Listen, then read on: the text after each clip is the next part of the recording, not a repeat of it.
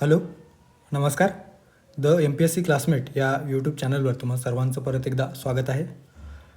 राज्यसेवा पूर्वपरीक्षा 2024साठी आपण आपल्या या यूट्यूब चॅनलच्या माध्यमातून 30 दिवसाची रिव्हिजन सिरीज हे जे काही इनिशिएटिव्ह सुरू केलेलं आहे, सो याच्यामध्ये आपण दररोज 15 प्रश्न आणि त्या प्रश्नांच्या माध्यमातून एकंदरीत सविस्तर विश्लेषण या ठिकाणी करतो आहोत. ओके, सो 5 आठवड्यांमध्ये 5 सब्जेक्ट अशा पद्धतीने आपण हे जे काही विश्लेषण सिरीज आहे ते सुरू केलेलं आहे. सो आतापर्यंत अर्थशास्त्र, राज्यशास्त्र, भूगोल, इतिहास आणि सध्या सामान्य विज्ञान या अंतर्गत ऑलमोस्ट आपण जी काही ही सिरीज आहे ती कंप्लीट करणार आहोत, कॉन्क्लूड करणार आहोत. ओके, त्यानंतर एक जे काही भौतिकशास्त्र आहे त्याचं एक लेक्चर असेल आणि त्यानंतर ही 30 दिवसाची जी काही सिरीज आहे ती आपण संपवणार आहोत.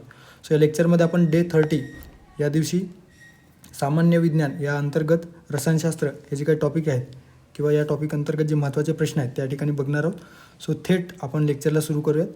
तत्पूर्वी हे जे काही प्रश्न आहेत ते एकंदरीतच मागील वर्षीच्या प्रश्नपत्रिकांच्या विश्लेषणावरून आपण जे काही महत्त्वाचे टॉपिक्स फाइंड आउट केलेले होते, तर त्या टॉपिकला अनुसरून हे जे काही रिव्हिजन आहे किंवा रिव्हिजन सिरीज आहे ते आपण प्रश्नांच्या माध्यमातून या ठिकाणी घेतो आहोत. ओके, सो थेट लेक्चरला सुरू करूयात. आता पहिला प्रश्न या ठिकाणी विचारण्यात आलेला आहे.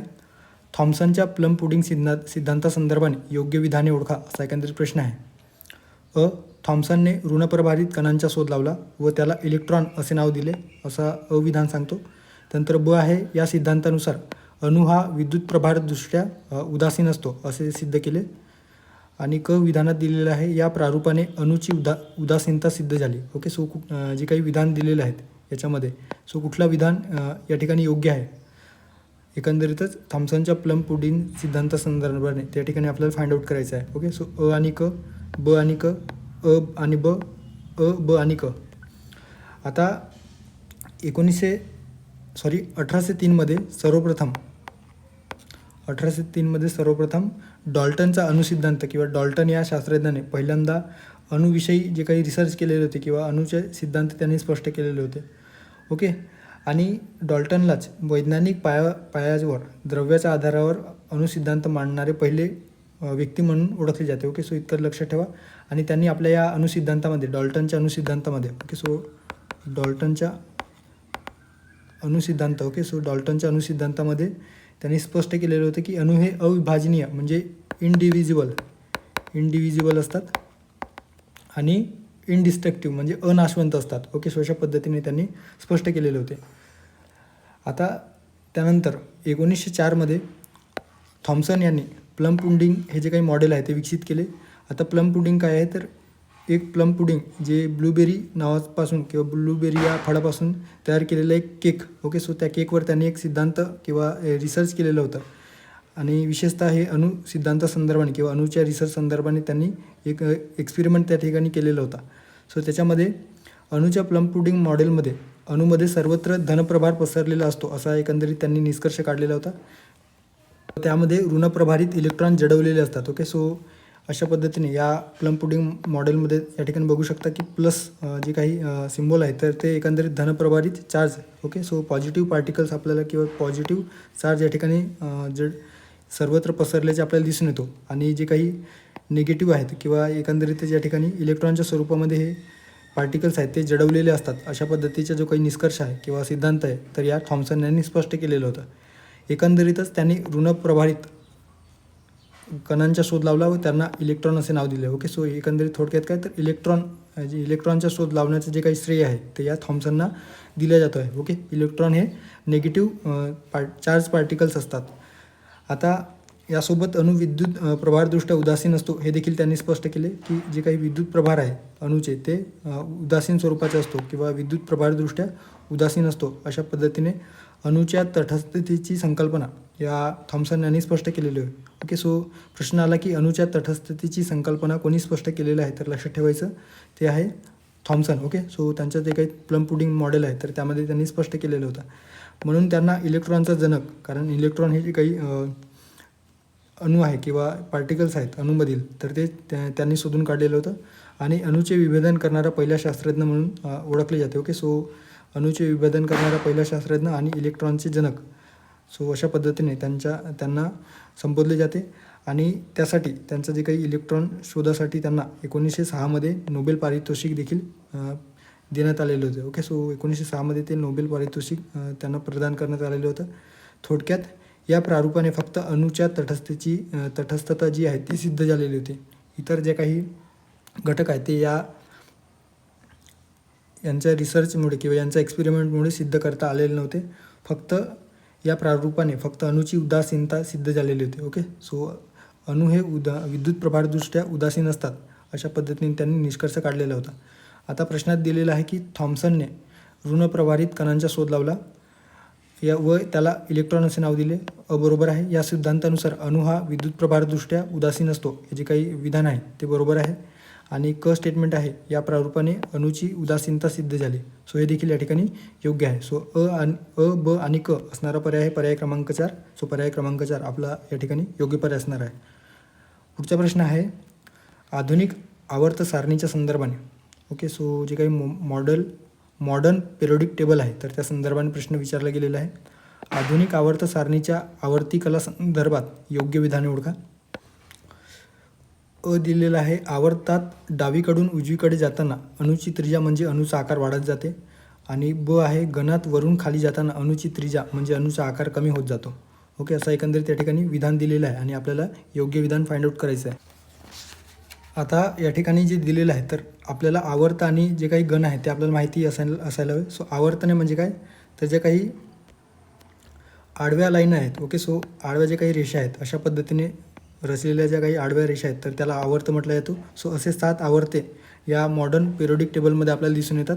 तर जे काही उभ्या लाईन्स आहेत. ओके, सो उभ्या स्वरूपाच्या जे काही रचना आहेत तर त्याला गण म्हटलं जातो आहे. ओके, सो 18 प्रकारचे गण आपल्याला या मॉडर्न पिरियोडिक टेबलमध्ये दिसून येतो आहे. सो थोडक्यात 7 आवर्तने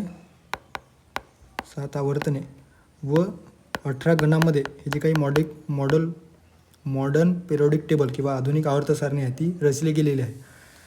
आता या संदर्भाने याआधी जी काही मेंडेलिव्हने आवर्त सारणी मांडलेली होती तर त्यामध्ये अणूची जी काही रचना आहे किंवा सारणीची रचना आहे ती एकंदरीतच अणु वस्तुमानावर भर दिलेला होता. ओके, सो मेंडेलिव्हच्या आवर्त सारणीमध्ये अणु वस्तुमानावर जास्त भर दिलेला होता.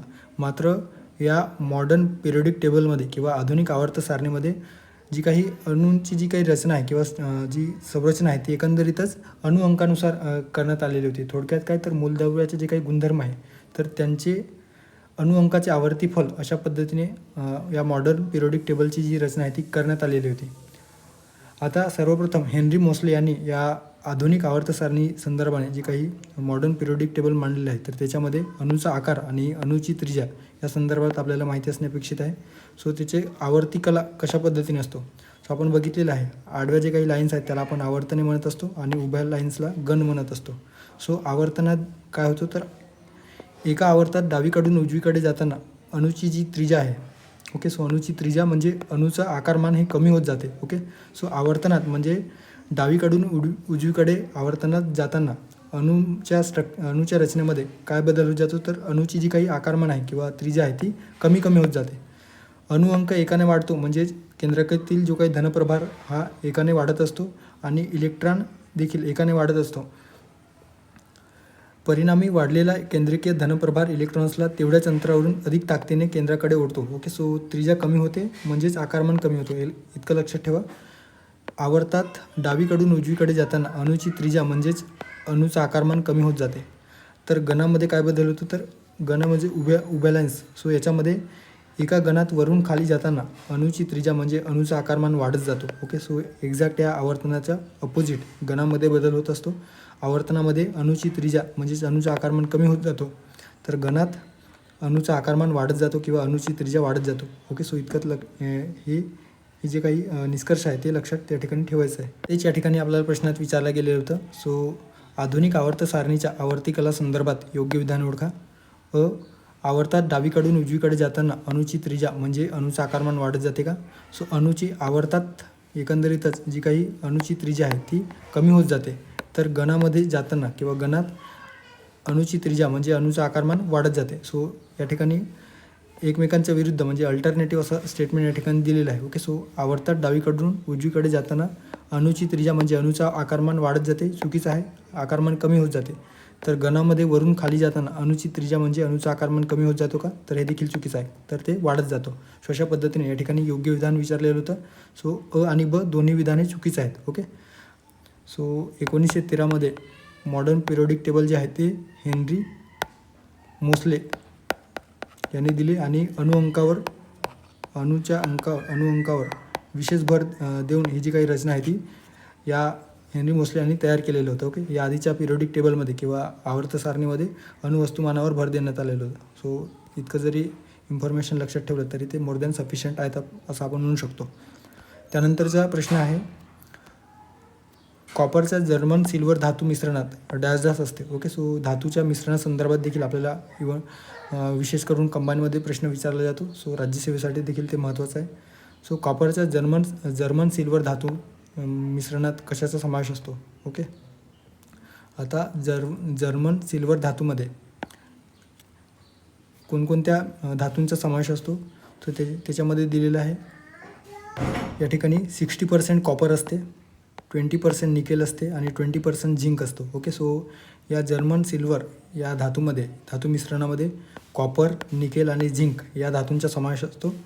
Okay. So silver plate cutlery तयार करण्यासाठी, थोडक्यात भांडे तयार करण्यासाठी किंवा जे काही स्टीलचे जे काही काय म्हणू शकतो आपण बर्तन वगैरे तयार करण्यासाठी याचा वापर केला जातो आहे. ओके. सो स्वयंपाकी भांड्यांसाठी याचा वापर केला जातो.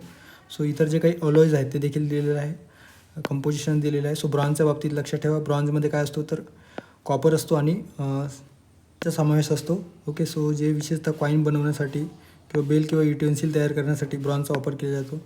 त्यानंतर स्टेनलेस स्टील या ठिकाणी लक्षात ठेवा. फेरस अर्थात लोह, आयरन ज्याला म्हटलं गेलेलं, क्रोमियम, निकेल आणि कार्बनचा समावेश स्टेनलेस स्टीलमध्ये असतो. निकेलमध्ये फेरस आणि निकेलचा समावेश असतो. ओके. निकेल स्टीलमध्ये. सो इतर जे काही या ठिकाणी दिलेलं आहे ते तुम्ही नोट डाऊन करू शकता किंवा याला बाय हार्ट करू शकता. ओके. सो यावर सातत्याने प्रश्न विचारताना जे दिसून येतो. सो आपल्याला कॉपरच्या जर्मन सिल्वरच्या बाबतीत या ठिकाणी प्रश्न विचारला गेलेला होता. सो जर्मन सिल्वर या अलॉयमध्ये कोणत्या धातूंचा समावेश असतो. सो कॉपरचा असतो, त्यानंतर झिंक आणि निकेल. ओके. सो कॉपर 60%, त्यानंतर आहे निकेल 20% आणि झिंक 20%. पुढे जाऊयात. पुढचा प्रश्न आहे, खालील विधानांचा विचार करा.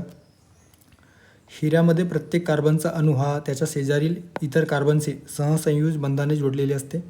ब आहे, हिरा हा विद्युतदृष्ट्या सुवाहक असतो, त्यात मुक्त इलेक्ट्रॉन असतात. आणि क स्टेटमेंट दिलेलं आहे, खडकांना छिद्र पाडण्यासाठी त्याचा उपयोग होतो. ओके. सो हिऱ्याच्या बाबतीत या ठिकाणी प्रश्न विचारला गेलेला आहे. सो या ठिकाणी जे प्रश्न आपल्याला विधानांच्या स्वरूपात दिलेले आहेत तर त्यापैकी कुठलं विधान योग्य आहे असा एकंदरीत प्रश्न या ठिकाणी विचारला गेलेला आहे.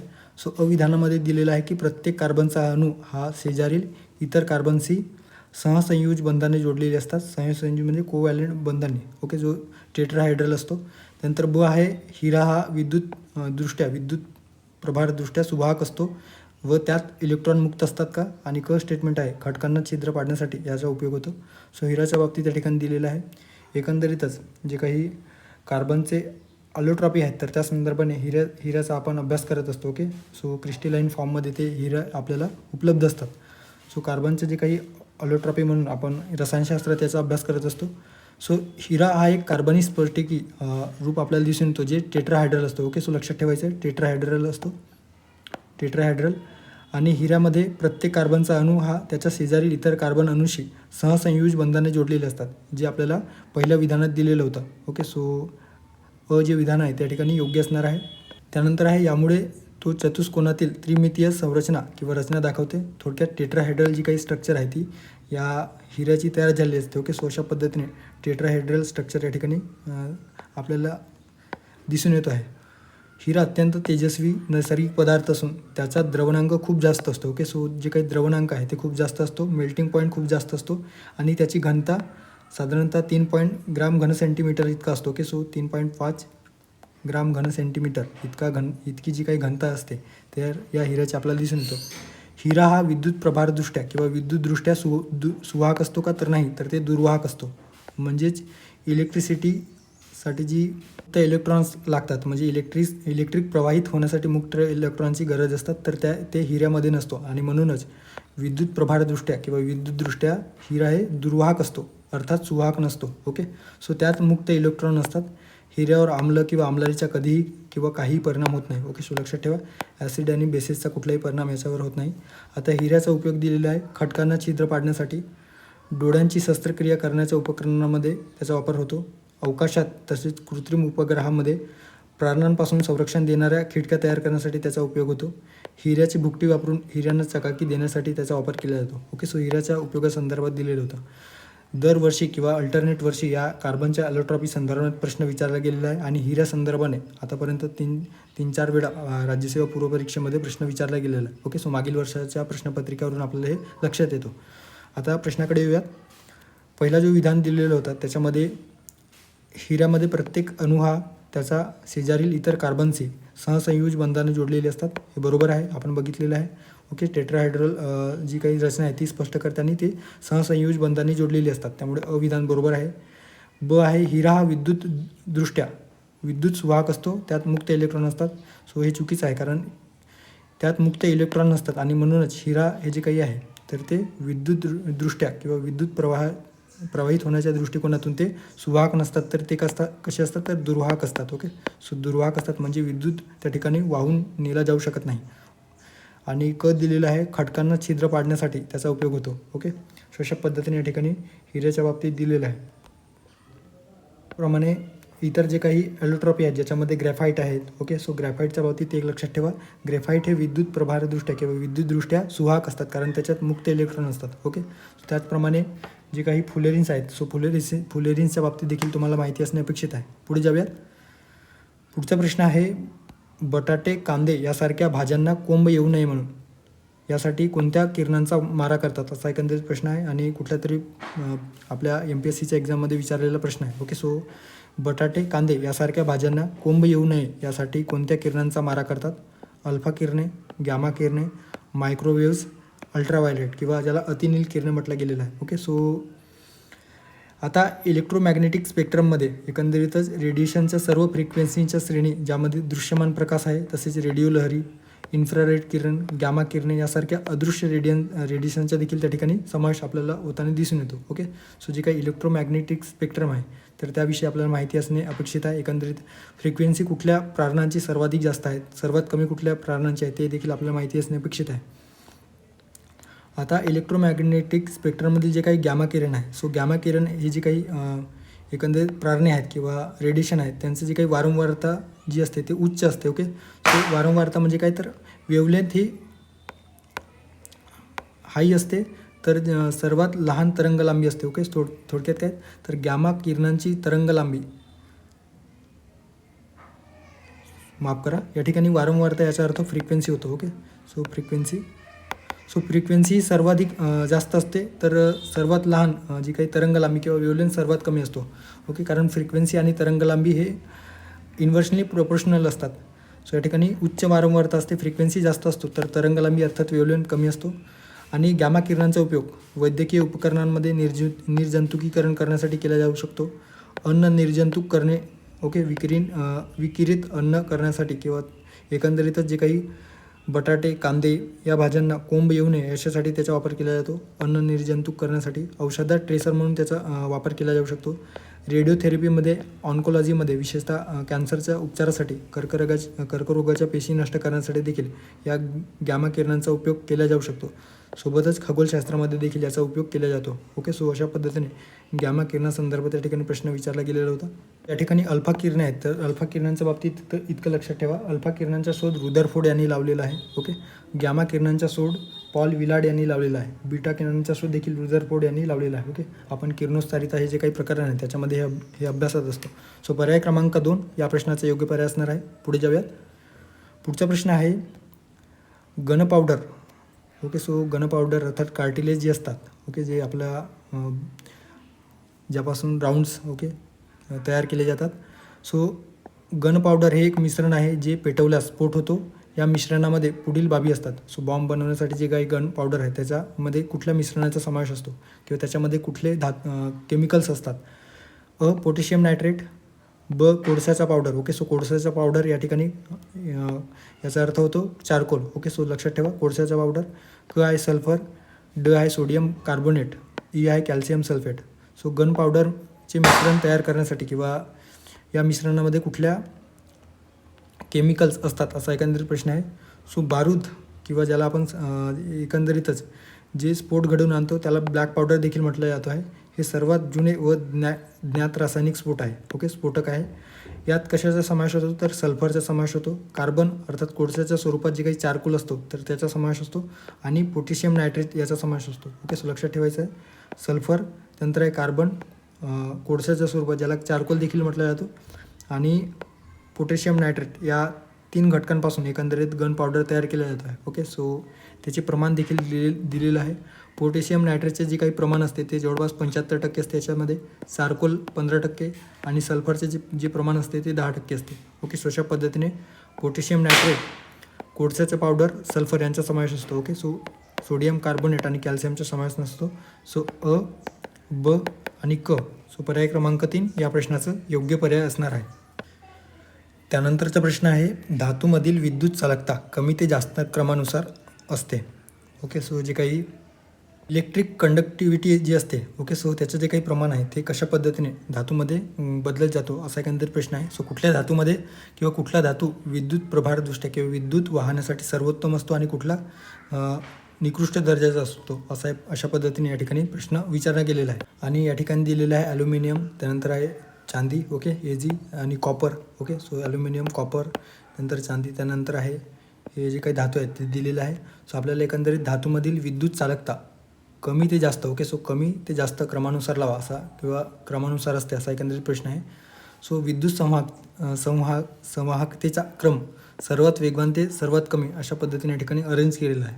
सो सर्वाधिक कुठल्या याच्यामध्ये धातूमध्ये विद्युतदृष्ट्या किंवा विद्युत संवाहकतेच्या आधाराने सर्वात चांगला विद्युत सुवाहक जी धातू आहे ते कुठले आहेत ते या ठिकाणी दिलेलं आहे, चांदी. ओके, सो चांदीच्या बाबतीत लक्षात ठेवू शकता, धातूमध्ये चांदीची जी विद्युत संवाहकता आहे ती सर्वाधिक आहे. ओके, म्हणजे अतिशय वेगाने किंवा सर्वात वेगवान कार्य या चांदीच्या धातूमध्ये विद्युत प्रवाहित होऊ शकतो. ओके, सो सर्वोत्तम कार्यक्षम वाहक म्हणून ते ओळखले जाते. त्याच्यानंतर आहे तांबे, ओके, कॉपर हा दुसरा सर्वात संवाहक धातू आहे. त्यानंतर आहे सोने, ज्याचे जे काही या ठिकाणी दिलेलं आहे फॉर्म्युला Au. ओके, सो संवाहकतेच्या दृष्टीने तांब्यानंतर सोने येते, पण ते अधिक महाग असल्यामुळे ते व्यापक वापर त्याच्यावर मर्यादा येतात. ओके, सो मर्यादित प्रमाणावर विद्युत वाहण्यासाठी वाहून घेऊन जाण्यासाठी सोन्याचा वापर मर्यादित प्रमाणामध्ये केला जातो. ॲल्युमिनियम, तांब्याच्या तुलनेत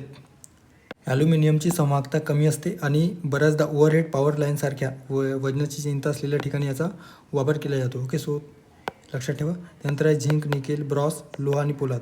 सो या ठिकाणी जे दिलेलं आहे त्याच्यामध्ये ॲल्युमिनियम दिलेलं आहे, त्यानंतर आहे कॉपर आणि Ag. ओके, सो ॲल्युमिनियमच्या बाबतीत तांब्याच्या तुलनेत ॲल्युमिनियमची जी संवाहकता आहे ती कमी असते, म्हणजे आपल्याला कमीकडून जास्तकडे जायचं आहे किंवा क्रम लावायचा आहे. त्याच्यामुळे सर्वात आधी ॲल्युमिनियम, त्यानंतर आहे कॉपर आणि त्यानंतर Ag अर्थात चांदी. चांदीची जी काही विद्युत संवाहकता जी कार्यक्षमता आहे ती सर्वाधिक असते, म्हणजे सर्वात जास्त या ठिकाणी Ag शेवटी असणार आहे. ओके, सो 2 पर्याय आपण एलिमिनेट करू शकतो. त्यानंतर दुसऱ्या स्थानी असणार आहे कॉपर. ओके, दुसरा सर्वात उत्तम संवाहक म्हणून कॉपर कार्य करत असतो. सो दुसऱ्या स्थानी कॉपर आणि या ठिकाणी ॲल्युमिनियम, कॉपर. सो ॲल्युमिनियम, त्यानंतर आहे Au सोने, कॉपर आणि चांदी, हे किमान 4 तरी आपण लक्षात ठेवू शकता. ओके, सो अशा पद्धतीने या ठिकाणी हे दिलेलं आहे. सो पर्याय क्रमांक 2 या प्रश्नाचं योग्य पर्याय असणार आहे. पुढे जाऊया. त्यानंतरचा प्रश्न आहे, रासायनिक अभिक्रिया होत असताना प्रकाशाच्या तीव्रतेनुसार अभिक्रियाकारकांची ऊर्जा कशी होते. ओके, सो एकंदरीत त्याच्यामध्ये कुठले बदल किंवा कुठली अवस्था दिसून येते. ओके, सो रासायनिक अभिक्रिया केमिकल रिॲक्शनच्या बाबतीत त्या ठिकाणी प्रश्न विचारला गेलेला आहे आणि तेही प्रकाशाच्या तीव्रतेनुसार. ओके, कमी होते, वाढते, बदलत नाही, काहीही परिणाम होत नाही. आता रासायनिक अभिक्रियेच्या दरावर परिणाम करणारे जे काही घटक आहेत तर त्यावर देखील आयोग राज्यसेवा पूर्वपरीक्षेत प्रश्न विचारत असतो. मागच्या काही 2022 किंवा 21 या वर्षी यावर प्रश्न विचारलेला आहे. ओके, सो रासायनिक अभिक्रियेच्या दरावर परिणाम करणारे जे घटक आहेत त्यामध्ये तापमान आहे, टेम्परेचर, दाब, प्रेशर, प्रकाशाची तीव्रता आणि वेळेनुसार त्याच्यामध्ये काय बदल होतो. सो रासायनिक अभिक्रियेचे तापमान, जर तापमानाच्या बाबतीत विचार केला तर रासायनिक अभिक्रिया घडताना जर तापमान वाढवले तर त्या क्रियेचा जो काही दर आहे, ओके, सो या अभिक्रियेचा दर देखील वाढत असतो. ठिकाणी लक्षात ठेवा, रासायनिक अभिक्रियेदरम्यान जर तापमान वाढवले तर त्या अभिक्रियेचा दर देखील वाढत असतो. ओके. त्यानंतर आहे दाब. दाबामुळे विशेषतः वायुरूप अभिक्रियाकारकांची संहती कॉन्सन्ट्रेशन वाढते आणि त्यामुळे अभिक्रियेचा दरही वाढतो. दाबामुळे देखील जे काही अभिक्रियाकारक असतात तर त्यांची कॉन्सन्ट्रेशन पॉवर वाढत असते आणि त्यामुळे अभिक्रियेचा दरही वाढत असतो. सो दाब आणि तापमान हे डायरेक्टली प्रपोर्शनल असतात या अभिक्रियेमुळे. ओके. सो अभिक्रियेचा दर वाढवण्यासाठी. त्यानंतर आहे प्रकाशाची तीव्रता. प्रकाश शोषल्याने अभिक्रियाकारकांची ऊर्जा वाढते आणि त्यामुळे अभिक्रियेचा दर देखील वाढत असतो. ओके. सो प्रकाशाची तीव्रता, दाब आणि तापमान यामुळे अभिक्रियेचा दर, थोडक्यात जे काही केमिकल रिॲक्शन होत असतात तर त्याचा दर वाढत असतो. त्यानंतर आहे वेळ. अभिक्रिया सुरू झाल्यानंतर वेळेनुसार तिचा दर जो आहे तो घटत जातो, कारण अभिक्रिया कारकाचे प्रमाण घटते व उपलब्ध पृष्ठभागही घटत असतो. ओके. सो थोडक्यात काय तर अभिक्रिया कारकांचे जे प्रमाण आहे ते कमी होत जातो आणि त्यामुळे काय होतं तर वेळेनुसार जी केमिकल रिॲक्शन आहे, सो केमिकल रिॲक्शन देखील त्याचा जो काही इंटेन्सिटी आहे किंवा दर जो आहे तो देखील घटत जातो आहे. ओके. सो वेळेनुसार दर या जे काही अभिक्रिया कारक आहेत किंवा रासायनिक अभिक्रियेचा जो दर आहे तो घटत जातो. ओके. सो इन्व्हर्सली प्रपोर्शनल असतात वेळेनुसार. सो हे लक्षात ठेवायचं आहे. आता आपल्याला विचारलेलं होतं की रासायनिक अभिक्रिया होत असताना प्रकाशाच्या तीव्रतेनुसार अभिक्रियाकारकांची ऊर्जा कशी होते. तर प्रकाशाच्या तीव्रतेनुसार अभिक्रियाकारकाची ऊर्जा काय होते तर वाढते आणि त्याचा दर देखील वाढत असतो. ओके. सो वाढत असते, त्यामुळे पर्याय क्रमांक 2 या प्रश्नाचं योग्य पर्याय असणार आहे. त्यानंतरचा प्रश्न आहे, खालीलपैकी कोणती जोडी चुकीची आहे ते ओळखा. सोडियम बायकार्बोनेट खाण्याचा सोडा म्हणून वापर केला जातो का. ब आहे सोडियम कार्बोनेट धुण्याचा सोडा म्हणून वापर. त्यानंतर आहे मॅग्नेशियम हायड्रॉक्साईड साबण तयार करणे. आणि ड दिलेला आहे कॅल्शियम हायड्रॉक्साईड चुना व प्लास्टर तयार करण्यासाठी त्याचा वापर होतो का. थोडक्यात जे काही रासायनिक कंपाऊंड्स आहेत किंवा जे संहती आहेत तर त्यांच्या बाबतीत त्या ठिकाणी त्यांचा वापर कशामध्ये केला जातो असं एकंदरीत दिलेलं आहे आणि आपल्याला चुकीची जोडी कुठली आहे ते ओळखायचं आहे. सो सोडियम बायकार्बोनेटच्या बाबतीत सोडियम हायड्रोजन कार्बोनेट किंवा त्याला सोडियम बायकार्बोनेट देखील म्हटलं जातो. सो जे काही या ठिकाणी जे फॉर्म्युला आहे ते फॉर्म्युला इन द सेन्स जे काही नंबर आहे, नंबरिंग जे केलेलं आहे, चिन्हांकित जे केलेलं आहे ते तुम्ही लक्षात ठेवू शकता. NaHCO3. Okay. So sodium bicarbonate जोड्याला स्वरूपात प्रश्न विचारला जाऊ शकतो. याला बेकिंग सोडा किंवा खाण्याचा सोडा म्हणून वापर ओळखले जाते. ओके. सो खाण्याचा सोडा किंवा बेकिंग सोडा म्हणून त्याचा वापर केला जातो आहे. सोडियम बायकार्बोनेटचा उपयोग ॲसिडिटी कमी करण्यासाठी म्हणजेच अँटेसिड म्हणून वापर केला जातो आणि ते आम्लारी धर्मी असते. ओके. सो लक्षात ठेवा आम्लारी धर्मी असते आणि म्हणून खाण्याचा सोडा म्हणून त्याचा वापर केला जातो. सो जे दिलेलं आहे सोडियम बायकार्बोनेट खाण्याचा सोडा म्हणून वापर करणे. सो हे बरोबर आहे. त्यानंतर आहे ब जोडी जी दिलेली आहे त्याच्यामध्ये सोडियम कार्बोनेट संदर्भात दिलेलं आहे. सोडियम कार्बोनेट ज्याला वॉशिंग सोडा देखील म्हटला जातो, ज्याचा एकंदरीत चिन्हांकित जी नंबर आहेत किंवा नंबरिंग जे केलेलं आहे किंवा चिन्हांकित जो चिन्ह आहे त्याच्यामध्ये Na2CO3. ओके. सो थोडक्यात फॉर्म्युला Na2CO3 लक्षात ठेवा. धुण्याचा सोडा हे वातावरणातील दमटपणा शोषून घेणारे पांढरे व वासहीन चूर्ण म्हणजेच वॉशिंग सोडा होय. याचा उपयोग पेट्रोलियमचे शुद्धीकरण करण्यासाठी देखील केला जातो किंवा जे काही वॉशिंग पावडर असतात किंवा धुण्यास क्लॉथ संदर्भाने देखील त्याचा वापर केला जातो. ओके. सो टेक्स्टाईल इंडस्ट्रीमध्ये देखील त्याचा वापर केला जातो आणि पेट्रोलियमच्या शुद्धीकरणासाठी देखील या सोडियम कार्बोनेटचा वापर केला जातो, अर्थात वॉशिंग सोडा Na2CO3. सो ब दिलेलं होतं सोडियम कार्बोनेट धुण्याचा सोडा म्हणून वापर. सो ब देखील या ठिकाणी योग्य असणार आहे. त्यानंतर आहे मॅग्नेशियम हायड्रॉक्साईड ज्याला मिल्क ऑफ मॅग्नेशियम म्हटलं जातो, MgOH2. ओके. सो जे काही फॉर्म्युला आहे MgOH2 याचा वापर जठरातील आम्लता कमी करण्यासाठी लॅक्झिकेटिव्ह म्हणून साखर उद्योगांमध्ये केला जातो. ओके. सो जी काही आपल्या स्टमकमधील जठर आहे तर त्याची जी ॲसिडिटी आहे ती कमी करण्यासाठी म्हणून याचा मिल्क ऑफ मॅग्नेशियाचा वापर केला जातो. सोबतच लॅक्झिकेटिव्ह म्हणून साखर उद्योगांमध्ये देखील या मिल्क ऑफ मॅग्नेशिया किंवा मॅग्नेशियम हायड्रॉक्साईड याचा वापर केला जातो. सो या ठिकाणी जे दिलेलं आहे की मॅग्नेशियम हायड्रॉक्साईड साबण तयार करण्यासाठी होतो का. सो साबण तयार करण्यासाठी या सोडियम कार्बोनेटचा वापर केला जातो. ओके. सो वॉशिंग सोड्याचा वापर साबण तयार करण्यासाठी केला जातो. तर मिल्क ऑफ मॅग्नेशिया जे आहे ज्याला मॅग्नेशियम हायड्रॉक्साईड म्हटलं गेलेलं आहे, सो त्याचा वापर एकंदरीतच जठरातील आम्लता कमी करण्यासाठी तसेच साखर उद्योगामध्ये केला जातो. त्यामुळे क जे विधान आहे त्या ठिकाणी किंवा क जी जोडी आहे ती चुकीची आहे. त्यानंतर ड calcium hydroxide. Okay. So calcium hydroxide ज्याला CaOH2 या फॉर्म्युल्याने दर्शवलं गेलेलं आहे. याला स्लेक लाईम देखील म्हटलं जातं. ओके, सो ब्लिचिंग पावडर चुना तयार करण्यासाठी किंवा प्लास्टर तयार करण्यासाठी याचा वापर केला जातो. ओके, सो CaOH2 अशा पद्धतीने या ठिकाणी दिलेलं होतं. सो कॅल्शियम हायड्रॉक्साईड चुना व प्लास्टर तयार करण्यासाठी, सो हे देखील बरोबर आहे. स्लेक लाईम म्हटला जातो. ब्लिचिंग पावडर तसेच चुना व प्लास्टर तयार करण्यासाठी त्याचा वापर केला जातो. याशिवाय भिंतींना रंगकाम व नक्षीकाम करण्यासाठी देखील या कॅल्शियम हायड्रॉक्साईडचा वापर केला जातो आहे.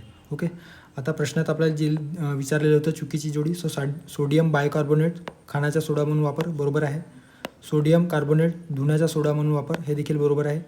मिल्क ऑफ मॅग्नेशिया, ज्याला मॅग्नेशियम हायड्रॉक्साईड म्हटलं गेलेलं आहे, सो हे चुकीचं आहे कारण त्याचा वापर किंवा उपयोग स्टमकमधील जी काही जठर आहे तर जठरातील आम्लता कमी करण्यासाठी केला जातो किंवा साखर उद्योगामध्ये त्याचा वापर केला जातो. त्यामुळे जे विधान आहे, जी जोडी आहे ती चुकीची आहे. कॅल्शियम हायड्रॉक्साईड चुना व प्लास्टर तयार करण्यासाठी, सो हे बरोबर आहे. त्यामुळे फक्त चुकीचं आहे आणि आपल्याला चुकीचं विचारलेलं होतं, त्यामुळे फक्त पर्याय क्रमांक 2 या प्रश्नाचं योग्य आन्सर असणार आहे. त्यानंतरचा प्रश्न आहे, ज्या केंद्रभागाचे अणुक्रमांक आणि अणुवस्तुमानांक विविध असतात पण न्यूट्रॉनची संख्या समान असेल तर त्यांना काय म्हणतात. ओके, सो या ठिकाणी अणुक्रमांक अणुवस्तुमानांकाच्या बाबतीत आपण आयसोटोन, आयसोटॉप्स, आयसोबार हे बघत असतो. सो त्या संदर्भात प्रश्न विचारला गेलेला आहे आणि राज्यसेवा आणि कंबाईनमध्ये देखील अलीकडे यावर प्रश्न विचारला जातो आहे. ज्या केंद्रभागाचे अणुक्रमांक आणि अणुवस्तुमानांक ॲटॉमिक मास आणि ॲटॉमिक नंबर हे विविध असतात पण न्यूट्रॉनची संख्या समान असेल तर त्यांना काय म्हणतात, असं एकंदरीत दिलेलं आहे. समस्थानिक, समबारिक, आयसोटोन्स, वरीलपैकी एकही नाही. ओके, आता या ठिकाणी दिलेलं आहे आयसोटोन्स. लक्षात ठेवा, आयसोटोन्सच्या बाबतीत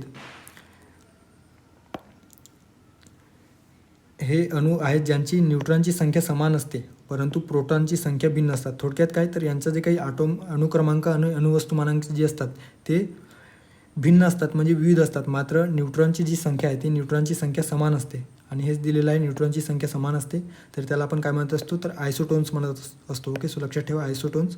सो मराठी पर्याय या ठिकाणी दिलेला नाही, सो तुम्ही हे नावच लक्षात ठेवा, आयसोटोन्स इंग्लिशमध्येच. त्याच्यानंतर आहे आयसोटॉप्स, ज्याला समस्थानिक म्हटलं गेलेलं आहे. सो समस्थानिकच्या बाबतीत आयसोटॉप ज्याला म्हटला जातो. सो न्यूट्रॉनची संख्या भिन्न असते तर प्रोटॉनची संख्या समान असते. सो लक्षात ठेवा, न्यूट्रॉनची संख्या भिन्न तर प्रोटॉनची संख्या समान असते तर त्याला आयसोटॉप्स समस्थानिक म्हटलं जातो आहे. सो हे लक्षात ठेवायचं आहे. त्यानंतर आहे आयसोबार. याच्यामध्ये रासायनिक गुणधर्म भिन्न असतात परंतु भौतिक गुणधर्म समान असतात. आयसोबारच्या बाबतीत हे असे मूलद्रव्य आहेत ज्यांची अणुअंक संख्या भिन्न असते. ओके, सो अणुअंक म्हणजे ॲटॉमिक नंबर भिन्न असते परंतु वस्तुमान संख्या ही समान असते. थोडक्यात काय तर ॲटॉमिक मास हे समान असतं. आयसोबारच्या बाबतीत ॲटॉमिक मास हे समान असतं तर ॲटॉमिक जी नंबर आहे ते भिन्न असते. ओके, सो या ठिकाणी लक्षात ठेवायचं आहे. दिलेलं आहे या ठिकाणी तुम्ही बघू शकता जे ॲटॉमिक मास आहे. Okay, 40. Okay, so argon, potassium आणि कॅल्शियमच्या बाबतीत या ठिकाणी दिलेलं आहे. सो आर्गॉनचे जे काही ॲटॉमिक मास आहे ते 40 आहे. त्यानंतर पोटॅशियमचे ॲटॉमिक मास आहे ते देखील 40 आहे आणि कॅल्शियमचे ॲटॉमिक मास हे देखील 40 आहे. सो यांना काय म्हटलं गेलेलं आहे तर आयसोबार, कारण यांची ॲटॉमिक मास किंवा अणुवस्तुमानांक समान आहे मात्र यांचा अणुअंक जर विचार केला तर 18, 19 आणि 20 सो ते आपल्याला भिन्न दिसून येतात. सो याला आपण आयसोबार म्हणत असतो. समस्थानिकांच्या बाबतीत आयसोटॉप्स. ओके, सो आयसोटॉप्समध्ये न्यूट्रॉनची संख्या भिन्न असते व प्रोटॉनची संख्या समान असते. थोडक्यात काय तर जे काही अणुअंक असते ते अणुअंक समान असतात. ओके, सो प्रोटॉन म्हणजे काय तर अणुअंक. सो प्रोटॉनची जी संख्या आहे ती समान असते मात्र न्यूट्रॉनची जी संख्या आहे ती भिन्न असते. सो न्यूट्रॉन आणि प्रोटॉन मिळून हे अणुवस्तुमानांक तयार होत असतात. ओके, सो थोडक्यात या ठिकाणी प्रोटॉनची संख्या समान आहे. प्रोटॉनची संख्या ओके 8 आणि जे काही अणुवस्तुमानांक आहे ज्याला मास नंबर म्हटलं गेलेलं आहे 16, 17 आणि 18. सो या ठिकाणी अणुवस्तुमानांक ही भिन्न आहे मात्र अणुअंक समान आहे, त्याला समस्थानिक किंवा आयसोटॉप म्हटलं जातो आहे. सो हे डिफरन्स या ठिकाणी दिलेलं आहे. सो याबद्दल आपल्याला माहिती असणे अपेक्षित आहे. सो पर्याय क्रमांक 3 आयसोटोन हे या प्रश्नाचं योग्य पर्याय असणार आहे. सो केंद्रक भागाचे अणुक्रमांक आणि अणुवस्तुमानांक भिन्न असते पण न्यूट्रॉनची संख्या समान असते. सो ते आहे आयसोटॉन्स. ओके, त्यानंतरचा प्रश्न आहे मोसलेप्रमाणे आवर्त सारणीतील मूलद्रव्यांची रचना या आधारे आहे. ओके, सो हे पहिल्या स्लाईडमध्ये आपण हे बघितलेलं होतं. ओके, सो आय थिंक पहिल्या किंवा दुसऱ्या स्लाईडमध्ये आपण बघितलेलं होतं. सो मोसलेप्रमाणे आवर्त सारणीतील मूलद्रव्यांची रचना या आधारे आहे. अणूचे वजन, अणूचे वस्तुमान, अणूचा क्रमांक, अणूचे आकारमान. ओके, सो जे काही हेनरी मोसले आहे, सो हेनरी मोसले नावाच्या शास्त्रज्ञाने आधुनिक आवर्त सारणी जी आहे ती मांडलेली आहे. 1913मध्ये हेनरी मोसले यांनी विशिष्ट धातूंवर हायस्पीड इलेक्ट्रॉनचा मारा केलेला होता आणि उत्सर्जित होणाऱ्या क्ष किरणांचा फ्रिक्वेन्सीचा अभ्यास केला आणि त्यातून त्यांनी असे निष्कर्ष काढले की सर्व प्रकरणांमध्ये वारंवारतेचे जे काही चौकोनी मूळ आहे, ओके, सो हे मूळ धातूंच्या अणूच्या अनुक्रमांकानुसार थेट प्रमाणामध्ये आहे. Okay, so directly proportional. ते एकंदरीतच क्ष किरणांचा फ्रिक्वेन्सीचा अभ्यास करताना त्यांना आढळले की जे काही अणुअंक आहेत ते वारंवारतेशी डायरेक्टली प्रपोर्शनल आहेत. ओके, आणि ते जे काही अणुअंक आहेत ते अणुअंक हे वारंवारतेशील प्रत्येक अणूच्या वारंवारतेशी डायरेक्टली प्रपोर्शनल आहेत आणि अणू क्रमांकानुसार त्यांनी हे जे काही संबंध आहे ते उलगडलेले होते. यावरून अणुसंख्या हा मूलद्रव्याचा गुणधर्म आहे. ओके, सो मूलभूत गुणधर्म आहे असं निष्कर्ष त्यांनी मांडलेले होते. सो वरील निरीक्षणात मोसले यांनी आधुनिक आवर्त नियम दिलेला आहे. ओके, आणि मूलद्रव्यांचे भौतिक व रासायनिक गुणधर्म हे त्यांचं अंकाचे आवर्त कार्य आहे असे त्यांनी स्पष्ट केलेलं होतं. या आधीच्या आपण बघितलेलं आहे न्यूलँडची अष्टके किंवा मेंडेलेवची आवर्त सारणीमध्ये जे काही आवर्त सारणी होती ती एकंदरीतच अणूच्या वस्तुमानांकानुसार ती रचली गेलेली होती. मात्र या हेनरी मोसले यांनी आधुनिक आवर्त सारणी हे अणुअंकाचे आवर्ती फल आहे असे स्पष्ट केलेले आहे. ओके, सो भौतिक आणि रासायनिक गुणधर्म हे अणुअंकाचे आवर्ती फल आहे असे त्यांनी स्पष्ट केलेले आहे. सो या ठिकाणी हे लक्षात ठेवायचं आहे. आता प्रश्नात हेच विचारले गेलेलं होतं की मोसलेप्रमाणे आवर्त सारणीतील मूलद्रव्यांची रचना कशी आहे. अणूचे वजन, अणूचे वस्तुमान, अणूचा क्रमांक, अणूचे आकारमान. ओके, सो अणू क्रमांकानुसार मॉडर्न पिरियोडिक टेबल आपल्याला दिसून येतो. सो पर्याय क्रमांक 3 अणूचा क्रमांक या ठिकाणी योग्य पर्याय असणार आहे. त्यानंतरचा प्रश्न आहे आम्ल आणि आम्लारी संदर्भात जे काही क्षार आहे तर त्या संदर्भाने या ठिकाणी प्रश्न विचारला गेलेला आहे. विधानांवरून क्षाराचे प्रकार ओळखा. विधान दिलेलं आहे, याला ब्लू विट्रॉल म्हणतात. त्यानंतर आहे हा आम्लधर्मी निळ्या रंगाचा स्फटिकयुक्त स्थायीरूप क्षार आहे. क आहे याचा उपयोग कवकनाशक म्हणून केला जातो. ॲनिमियासारख्या आजारात रक्त तपासणीसाठी तर मधुमेहाच्या परीक्षणासाठी याचा वापर केला जातो. सो कुठल्या क्षाराच्या संदर्भाने हे जे काही विधान आहे ज्यामध्ये ब्लू विट्रॉल, त्यानंतर निळ्या रंगाचा स्फटिकयुक्त आम्लधर्मी स्वरूपाचा क्षार आहे, त्यानंतर उपयोग कवकनाशक किंवा ॲनिमियासारख्या आजारात रक्त तपासणीसाठी तर मधुमेहाच्या परीक्षणासाठी याचा वापर केला जातो असं या ठिकाणी विधान दिलेलं आहे. सो विधानांवरून त्या क्षाराचा प्रकार कुठला आहे ते या ठिकाणी आपल्याला फाइंड आउट करायचं आहे. 2023च्या कंबाईन मेन्समध्ये यावर देखील प्रश्न विचारला गेलेला होता. ओके, सो ग्रुप सीमध्ये आणि ग्रुप बीच्या मेन्समध्ये देखील या क्षारासंदर्भात प्रश्न विचारलेले आहे. ओके, सो तुम्ही ते जाऊन प्रश्नपत्रिकेवरून ते बघू शकता. ओके, ॲनालाइज करा, तुम्हाला लक्षात येईल. आता कॉपर सल्फेट ज्याला ब्लू विट्रॉल म्हटलं गेलेलं आहे. ओके, सो कॉपर सल्फेटच्या बाबतीत हे जे काही विधान आहे ते दिलेलं आहे. जसं जे काही फॉर्म्युला आहे CuSO4. ओके, सो हे पाण्यात विद्राव्य असतो. कॉपर सल्फेट CuSO4 ज्याला ब्लू विट्रॉल म्हटलं गेलेलं आहे. आता त्याचा उपयोग कवकनाशक म्हणून, ॲनिमियासारख्या रक्त तपासणीसाठी, मधुमेहाची तपासणी करण्यासाठी, बुक बाइंडिंगसाठी त्याचा वापर केला जातो. ओके, सो बुक बाइंडिंग करण्यासाठी जे ग्लू वापरला जातो सो त्या ग्लूमध्ये जे काही कॉपर सल्फेट असते ते असते. थोडक्यात जे काही ब्लू विट्रॉल असतो त्याचा वापर त्या ठिकाणी केला जातो. ब्लू विट्रॉल ह्या आम्लधर्मी किंवा निळ्या रंगाचा स्फटिकयुक्त स्थायीरूप क्षार आहे. ओके, यामध्ये कॉपर सल्फेट हा ब्लू विट्रॉल किंवा ब्लू स्टोन किंवा विट्रॉल ऑफ कॉपर म्हणून देखील ओळखला जातो. CuSO4 हे फॉर्म्युला लक्षात ठेवू शकता. उपयोग आहे कवकनाशक, ॲनिमियासारख्या आजारात रक्त तपासणीसाठी, मधुमेहाच्या तपासणीसाठी याचा वापर केला जातो. बुक बाइंडिंगसाठी जो काही ग्लू वापरला जातो तर त्याच्यामध्ये देखील हे जे काही कॉपर सल्फेट आहे त्याचा मिश्रण त्या ठिकाणी असतो आणि पुस्तकातील कागदांचे कीटकांपासून संरक्षण करण्यासाठी त्याचा वापर होतो आहे. ओके, त्यानंतर फेरस सल्फेट. सो लक्षात ठेवा, फेरस सल्फेट याला ग्रीन विट्रॉल म्हटलं जातो, याला हिराकस मराठीमध्ये संबोधला जातो आहे. ओके, सो इंग्लिश नावाच लक्षात ठेवा, ग्रीन विट्रॉल अर्थात फेरस सल्फेट. एक लोहयुक्त हिरव्या रंगाचा स्फटिकयुक्त क्षार आपल्याला दिसून येतो. हे पाण्यात विद्राव्य असून ते आम्लधर्मी असते. ओके, सो ब्लू विट्रॉल देखील आम्लधर्मी असते आणि पाण्यात विद्राव्य असतो. तर हे देखील पाण्यात विद्राव्य असतो आणि आम्लधर्मी असतो. आता या क्षारांची अमोनियम सल्फेटसोबत अभिक्रिया घडून फेरस अमोनियम सल्फेट तयार केला जातो आहे आणि यालाच मोहर क्षार देखील म्हटलं जातं आहे. ओके, सो मोहर क्षार. So green vitriol FeSO4. Okay, so हे लक्षात ठेवा. विट्रॉलच्या बाबतीत फॉर्म्युला जो दिलेला आहे FeSO4. त्यानंतर आहे calcium sulphate. Okay, so calcium sulphate CaSO4 ज्याला प्लास्टर ऑफ पॅरिस म्हटला जातो आहे. ओके, सो पांढऱ्या रंगाचा स्फटिकयुक्त स्थायीरूप क्षार आहे, पाण्यात द्रावणीय असतो. ओके, सो इतर जे क्षार आहे ज्याच्यामध्ये ब्लू विट्रॉल, ग्रीन विट्रॉल हे पाण्यात विद्राव्य असतो. तर जे काही कॅल्शियम सल्फेट आहे तर ते पाण्यामध्ये द्रावणीय असतो, म्हणजे पाण्यात विरघळणारा असतो. त्याला प्लास्टर ऑफ पॅरिस म्हणून ओळखला जातो आहे.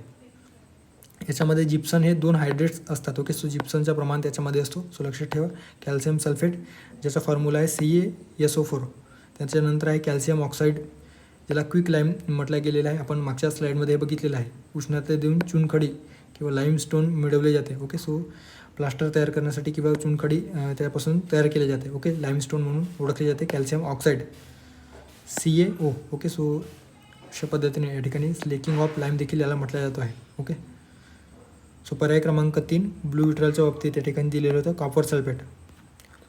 त्यानंतरचा प्रश्न आहे खालील योग्य विधाने ओळखा. एकंदरीतच किरणोत्सारीता संदर्भाने या ठिकाणी प्रश्न विचारला गेलेला आहे.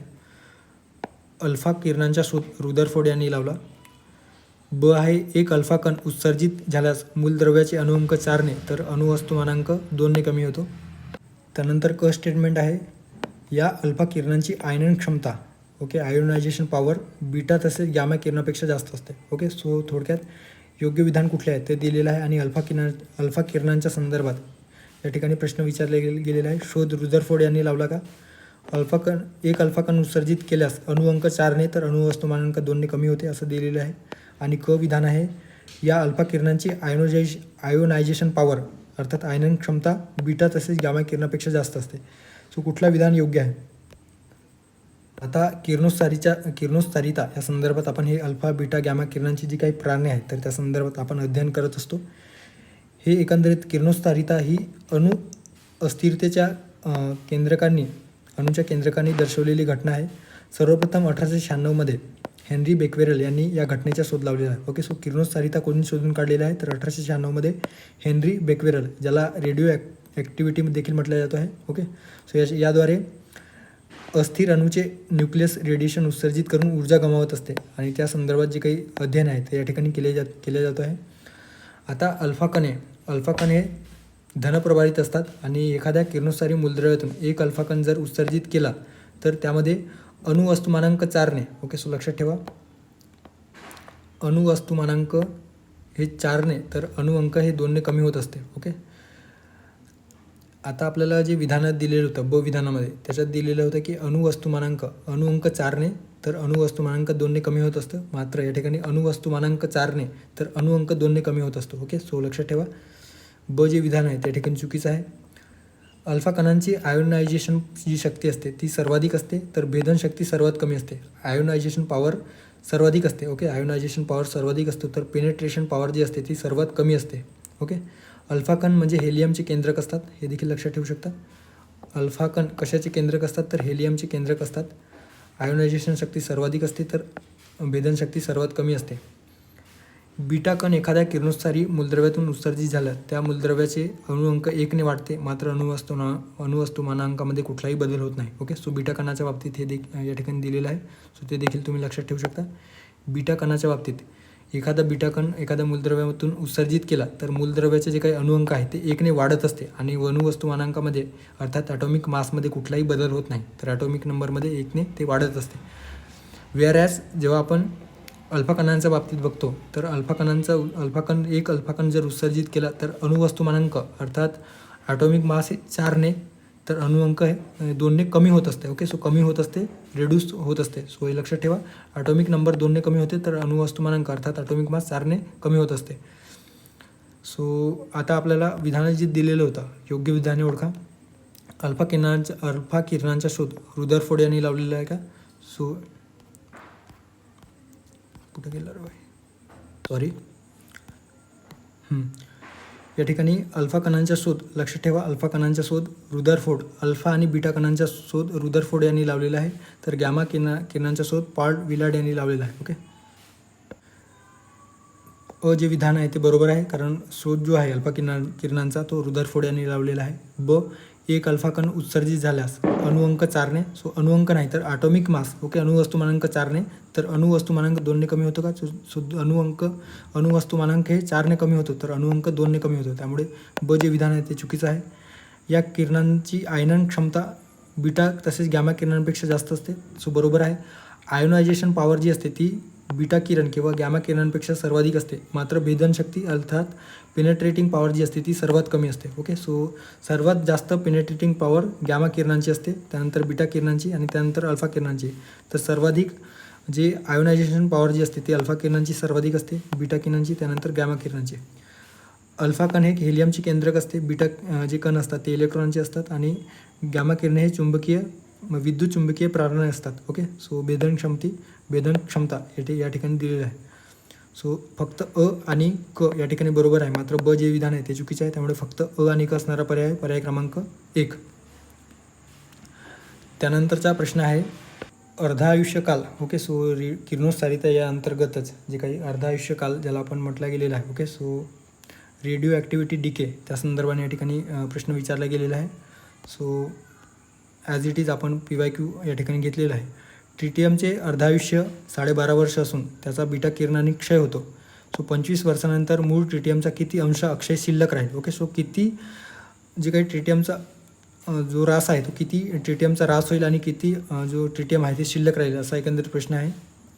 0, 0.5, 0.25, 0.125. ओके, सो थोडक्यात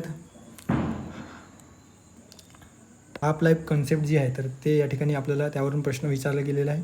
सो अर्धायुष्यकाल म्हणजे काय, तर समजा एखादा अणू आहे तर त्याला पूर्ण नष्ट होण्यासाठी किती कालावधी लागतो आहे. सो त्याचा हाफ, ओके, अर्धा जो काही अणू आहे तर त्याचे रास किती कालावधीनंतर त्याचा रास होईल अशा पद्धतीने जे अध्ययन केले जातं किंवा जे संकल्पनात्मक जे अभ्यास केला जातो आहे तर त्याला अर्धायुष्यकाल म्हटलं गेलेलं आहे. ओके, सो रासायनिक अभिक्रियेचे अर्धायुष्य म्हणजे दिलेल्या अभिक्रियाकारकाची व्याप्ती त्याच्या प्रारंभिक व्यापकतेच्या 50% पर्यंत पोहोचण्यासाठी लागणारा जो काही वेळ असतो तर त्याला अर्धायुष्यकाल दिलेला आहे. ओके, सो T 1/2 अशा पद्धतीने ते या चिन्हाने दर्शवले जाते. ओके, सो समजा एक अणू आहे, सो याचा जो काही अर्धायुष्यकाल आहे म्हणजे एक कार्बनचा अणू आहे. सो कार्बनच्या त्याचा अर्धा म्हणजे 50% कार्बन त्याच्यातून नाहीसा होण्यासाठी किती कालावधी लागेल तर त्यालाच अर्धायुष्यकाल म्हटलं गेलेलं आहे. ओके, सो ठिकाणी हे बघू शकता कार्बनच्या बाबतीत 5730 आहे.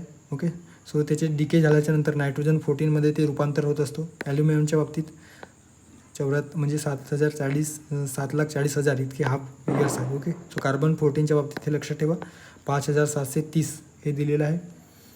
आता जेव्हा कार्बन डेटिंग पद्धती वापरल्या जातो तर त्या कार्बन डेटिंग पद्धतीमध्येच या half life of years, okay, so या संकल्पनेचा वापर त्या ठिकाणी केला जातो आहे. आता समजा ट्रिटियमचा एक अणू आहे. ओके, सो ट्रिटियमचा 1 युनिट अणू आहे. सो ते 100% आहे. सो 12.5 वर्षानंतर या ठिकाणी दिलेलं आहे 12.5 वर्षानंतर त्याचा जो काही अर्धा भाग आहे त्याचा ऱ्हास होतो. ओके, सो अर्ध्या भागाचा या ठिकाणी ऱ्हास दिलेला आहे आणि शिल्लक किती राहतो तर 50%. त्यानंतर परत एक अर्धायुष्यकालाच्या नंतर म्हणजे 12.5च्या नंतर परत एक आयुष्यकाल म्हणजे 25 वर्ष होणार, म्हणजे 2 अर्धायुष्यकाल या ठिकाणी होणार. ओके, पहिले जे काही अर्धायुष्यकाल म्हणजे हाफ जो इयर आहे तो 12.5 वर्षानंतर जो 100 आहे तर त्या 100रातला 50% जो काही आहे तर त्याचा ऱ्हास होणार आणि 50% शिल्लक होणार. त्याच्यानंतर परत 12.5 वर्षानंतर जो काही 50% उरलेला होता तर त्याच्यामध्ये देखील 25% अशा पद्धतीने 25% ऱ्हास होणार आणि फक्त 25% त्या ठिकाणी किंवा 25 शिल्लक राहणार. ओके, सो 25 वर्षानंतर अशा पद्धतीने जर आपण हे काढलं तर या फॉर्म्युल्यानुसार तुम्ही नोट डाऊन करू शकता, लिहून ठेवू शकता. ओके, सो सुरुवातीला 1.5 इतका, त्याच्यानंतर परत एक 1.5 म्हणजे 1 जो काही शिल्लक राहील तो 1/4 शिल्लक राहील तर 3/4 म्हणजे 3/4 इतका ऱ्हास झालेला असेल. ओके, सो 100चा जर आपण 3/4 ऱ्हास झालेला असेल जर आपण केलं तर जवळपास 75% जो आहे किंवा 100पैकी 75 जो काही घटक आहे तो ऱ्हास झालेला असेल 75 युनिट्सचा आणि 0.25 इतका युनिट या ठिकाणी शिल्लक असेल, अर्थात 1/4 शिल्लक असेल. ओके, आणि हेच या ठिकाणी दिलेलं आहे. सो शिल्लक 25%, सो 1/4. सो 1 युनिटची जर 1/4 काढलं तर 0.25. ओके, सो अशा पद्धतीने या ठिकाणी ट्रिटियमचे अर्धायुष्यकालच्या बाबतीत दिलेलं होतं. ओके, सो 25 वर्षानंतर मूळ ट्रिटियमचा किती अंश शिल्लक राहील. ओके, सो शिल्लक राहील हे दिलेलं होतं. काही वेळेस आपल्याला किती घटक जे युनिट आहे तर त्याचे ऱ्हास होईल अशा पद्धतीने देखील दिला जाऊ शकतो किंवा विचारला जाऊ शकतो. सो या प्रश्नाचा योग्य पर्याय क्रमांक 3 0.25. ओके, सो पुढे जाऊया.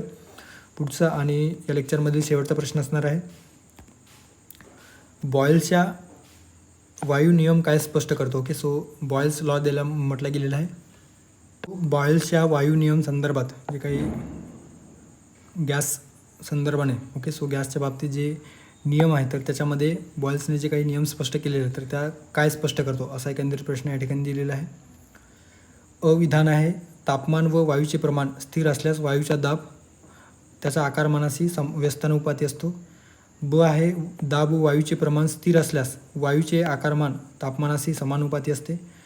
त्यानंतर क दिलेला आहे, जर तापमान स्थिर असेल तर रेणूंची संख्या समान असते. ओके, सो थोडक्यात टेम्परेचर आणि जे गॅस आहेत किंवा गॅसेस यांच्या बाबतीत या ठिकाणी प्रश्न विचारले गेलेले आहे आणि त्याला गॅस लॉज किंवा लॉ ऑफ गॅस देखील म्हटलं जातो. सो बॉयल्स लॉ ऑफ गॅसेसच्या बाबतीत या ठिकाणी दिलेलं आहे. ओके, सो या ठिकाणी लक्षात ठेवा, जे काही बॉयल्सचा नियम काय स्पष्ट करतो तर तापमान व वायूचे प्रमाण स्थिर ठेवल्यास, जर टेम्परेचर आणि वायूचे प्रमाण जर स्थिर असेल तर वायूचा दाब हा त्याचा आकारमानाशी व्यस्तानुपाती असतो. ओके, सो तेच अविधानामध्ये दिलेलं आहे, तापमान व वायूचे प्रमाण जे आहे ते स्थिर असल्यास वायूचा दाब अर्थात ॲटमॉस्फेरिक जो प्रेशर आहे, ओके, किंवा गॅसेसचा जो प्रेशर आहे तो आकारमानाशी, सो वॉल्यूमशी व्यस्तानुपाती असतो. ओके, सो व्यस्तानुपाती असतो.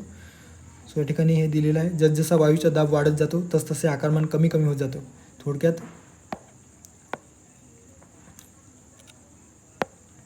तापमान व वायूचे प्रमाण स्थिर असेल आणि वायूचा दाब हा त्याचा आकारमानाशी व्यस्तानुपाती असतो असं दिलेला आहे. जसजसा वायूचा दाब जर वाढत गेला, ओके, गॅसेसचा जो काही प्रेशर आहे तो वाढत गेला तर त्याचा जो काही आकारमान आहे तो कमी कमी होत जातो. ओके, सो इन्व्हर्सली प्रोपोर्शनल असतात. सो हे लक्षात ठेवा. त्यानंतर आहे ब दिलेला आहे, दाब व वायूचे प्रमाण स्थिर असल्यास वायूचे आकारमान तापमानाशी समानुपाती असतो का. सो ते चुकीचं आहे, तर ते चार्ल्सच्या नियममध्ये स्पष्ट केलेलं आहे. ओके, सो चार्ल्स यांनी मांडलेल्या दाब व वायूचे प्रमाण स्थिर ठेवले, याच्यामध्ये तापमान व वायूचे प्रमाण स्थिर ठेवले होते, टेम्परेचर आणि गॅसेसचे जे प्रोपोर्शन आहे ते स्थिर ठेवले होते, तर वायूचा दाब हा त्याचा आकारमानाशी व्यस्तानुपाती होता. मात्र चार्ल्सच्या नियमामध्ये प्रेशर, ओके, आणि जे काही गॅसचा जो काही प्रोपोर्शन आहे तर ते वायूचे प्रमाण जर स्थिर ठेवलेले असेल तर आकारमान जो काही वॉल्यूम आहे तर तापमानाशी म्हणजे अर्थात टेम्परेचरशी समानुपाती असतो. ओके, सो टेम्परेचर आणि जे काही आकारमान आहे हे समानुपाती असतात. ओके, म्हणजेच काय तर स्थिर दाबाला जसजसे वायूचे तापमान वाढत जाते तसतसे त्याचा आकारमान देखील वाढत जातो. ओके, सो दाब जर स्थिर असेल, प्रेशर जर कॉन्स्टंट असेल तर वायूचे तापमान वाढत असल्यास वायूचे आकारमान देखील वाढत जातो असे चार्ल्स यांनी स्पष्ट केलेलं आहे. त्यानंतर आहे ॲव्होगॅड्रोचा नियम, याच्यामध्ये तापमान व दाब स्थिर असताना सारख्या आकारमानाच्या सर्व वायूंमध्ये रेणूंची संख्या समान असते हे स्पष्ट केलेलं आहे. ओके, जे क विधानामध्ये दिलेलं होतं, जर तापमान व दाब स्थिर असेल, ओके, सो या ठिकाणी दाब लक्षात ठेवा, जर तापमान व दाब स्थिर असेल तर रेणूंची संख्या समान असते. सो तापमान व दाब जर स्थिर असेल तर सारख्या आकारमानाच्या वायूमध्ये रेणूंची संख्या समान असते. कोणी स्पष्ट केलेलं आहे तर ॲव्होगॅड्रो यांनी स्पष्ट केलेलं आहे. थोडक्यात हे फॉर्म्युले देखील दिलेले आहे. ओके, सो तुम्ही लक्षात ठेवा. बॉयलचा नियम काय स्पष्ट करतो तर जसजसा वायूचा दाब वाढत जातो तसतसे आकारमान कमी होत जाते. जर तापमान अर्थात टेम्परेचर आणि जे गॅसेस आहेत त्याचे प्रोपोर्शनल असले किंवा तापमान स्थिर असले तर चार्ल्सचा नियम, दाब व वायूचे प्रमाण स्थिर असल्यास आकारमान हे तापमानाशी समानुपाती असतो. म्हणजेच स्थिर दाबाला जसजसे वायूचे तापमान वाढत जाते, ओके, तसतसे वायूचे आकारमान देखील वाढत जाते. तर ॲव्होगॅड्रोचा नियम, तापमान अर्थात टेम्परेचर व प्रेशर जर स्थिर असेल तर सारख्या आकारमानाच्या सर्व वायूमध्ये रेणूंची जी संख्या आहे ती समान असते असं स्पष्ट केलेलं आहे. ओके, सो बाय हार्ट करू शकता. सो या ठिकाणी बॉयलचा नियम जे आहे ते बॉयलच्या वायू नियममध्ये फक्त जे विधान आहे ते स्पष्ट होतं, बाकी ब आणि क अनुक्रमे चार्ल्स नियम आणि ॲव्होगॅड्रोचा नियम आहे. त्यामुळे फक्त 3 या ठिकाणी या प्रश्नाचा योग्य पर्याय असणार आहे, पर्याय क्रमांक 3 फक्त अ. ओके, सो अशा पद्धतीने आपण जे आतापर्यंत मागील वर्षीच्या प्रश्नपत्रिकांच्या विश्लेषणावरून जे मोस्ट एक्सपेक्टेड टॉपिक आपण फाइंड आउट केलेले होते किंवा PYQ देखील आपण त्या ठिकाणी समावेश केलेला होता. ओके, सो 15 प्रश्न आपण रसायनशास्त्र संदर्भात, केमिस्ट्री संदर्भात बघितलेलं आहे. यानंतर एक लेक्चर आपण फिजिक्सच्या संदर्भाने घेऊ आणि अशा पद्धतीने आपण जे काही 30 दिवसाची जी रिव्हिजन सिरीज आहे ते कन्क्लूड करणार आहोत. सो थांबूया या ठिकाणी, भेटूया पुढच्या लेक्चरमध्ये. थँक्यू.